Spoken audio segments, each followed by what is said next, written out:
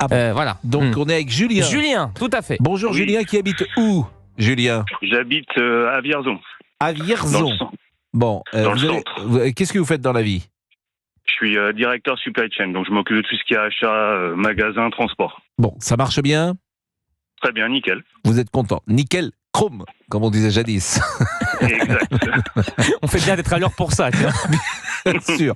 Bon, vous votez, quelle est votre couleur politique en France?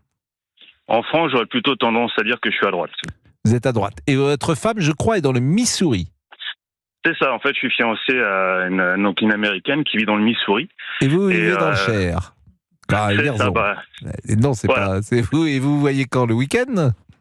non, on se voit toutes les 6 semaines à peu près, donc bon, on n'est pas pro pour l'environnement, mais bon, tant pis, c'est comme ça, quoi. Mais c'est-à-dire que toutes les 6 semaines, vous allez dans le Missouri où elle vient à Vierzon. C'est ça, exactement. Et c'est plutôt vous qui allez ou c'est plutôt elle qui vient? Non, c'est 50-50, c'est une fois sur deux. Une fois sur deux. Et qu'est-ce qu'elle fait, votre épouse, dans le Missouri?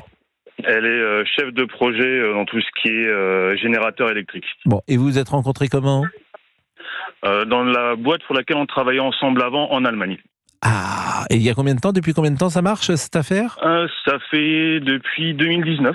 Ah oui, donc toutes les 6 semaines, il y a... Mais vous prenez l'avion de Roissy, j'imagine? Ouais, tout à fait, ouais. Bon, c'est combien de temps pour aller dans le Missouri? En tout, ça fait 11 heures de vol, plus le temps d'attente, ça fait à peu près 14-15 heures, quoi.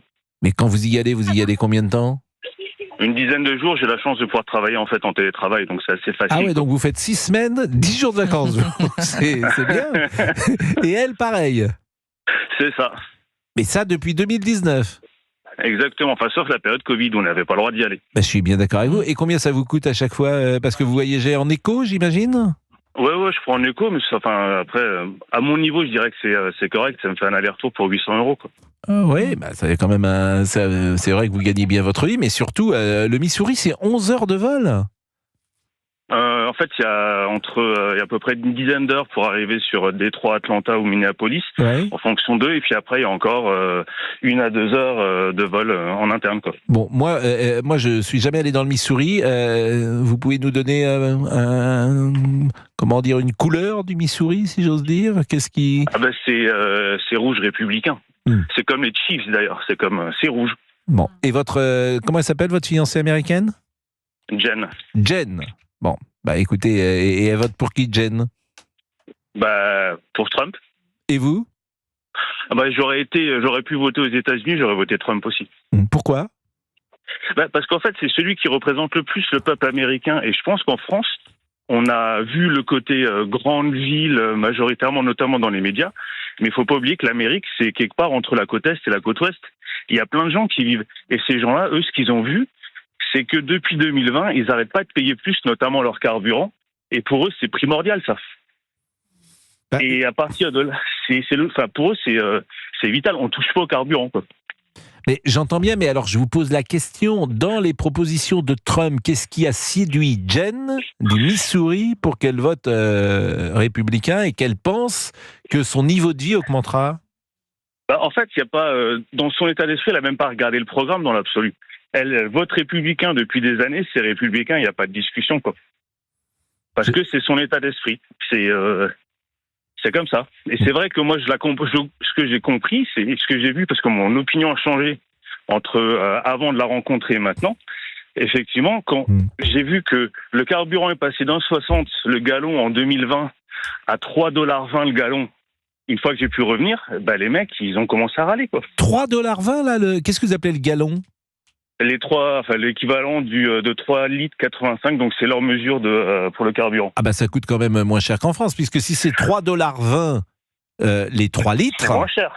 Bah nous, C'est c'est moins cher, mais c'est pas 2 € le litre. Ah mais c'est ce que je leur explique, c'est que je leur explique que chez nous c'est totalement différent. Oui. Mais pour eux, passer de 1,60 à 3,20, c'est un crime. Il faut pas oublier que pour un Américain normal, c'est sécurité, c'est cash et 2 sécurité.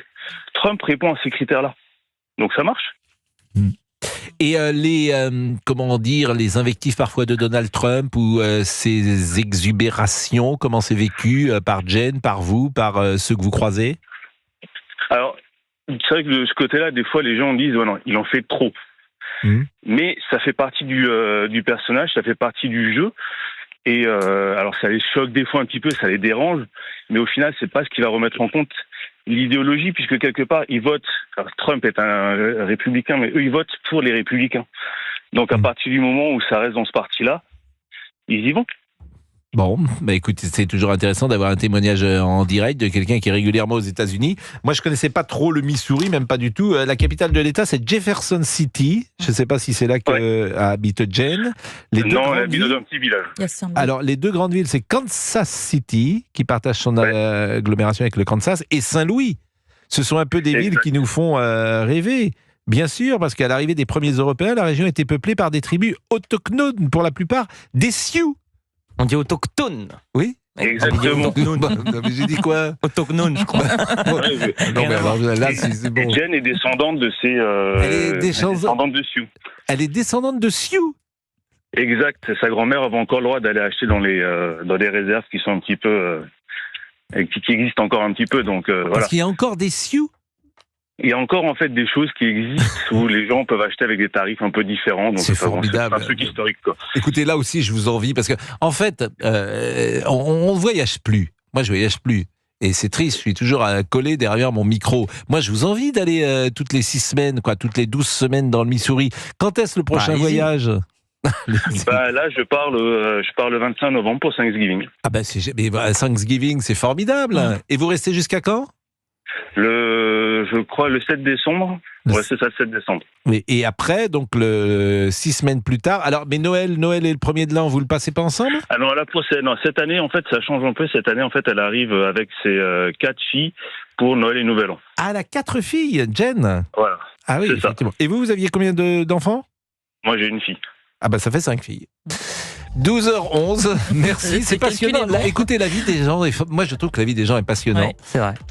Et merci Julien, parce que c'est pas si fréquent, quelqu'un qui part dans le Missouri toutes les 12 semaines pour voir son amoureuse. Exactement, Jen, c'est 4 filles. Et qui vous voulez pas aller faire un tour, vous, dans le Missouri, non? Qui est descendante de Sioux.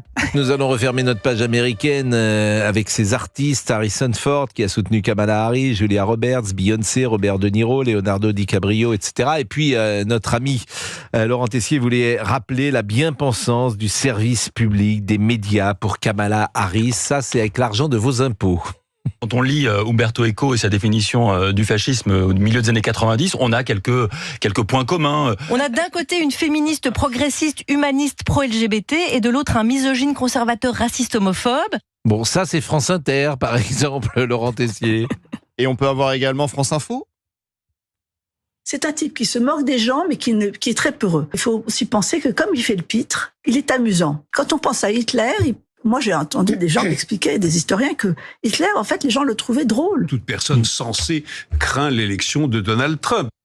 C'est formidable, tous ces gens qui donnent des leçons, qui comparent à Adolf Hitler. On est dans le grand n'importe quoi, et je le répète, tout ça c'est sur le service public. Vous avez d'autres témoignages France à nous faire 5. écouter? France 5, allons-y. Ces arrivées en avion, avec atterrissage devant la foule. C'est quelque chose qu'Hitler a utilisé en 1932.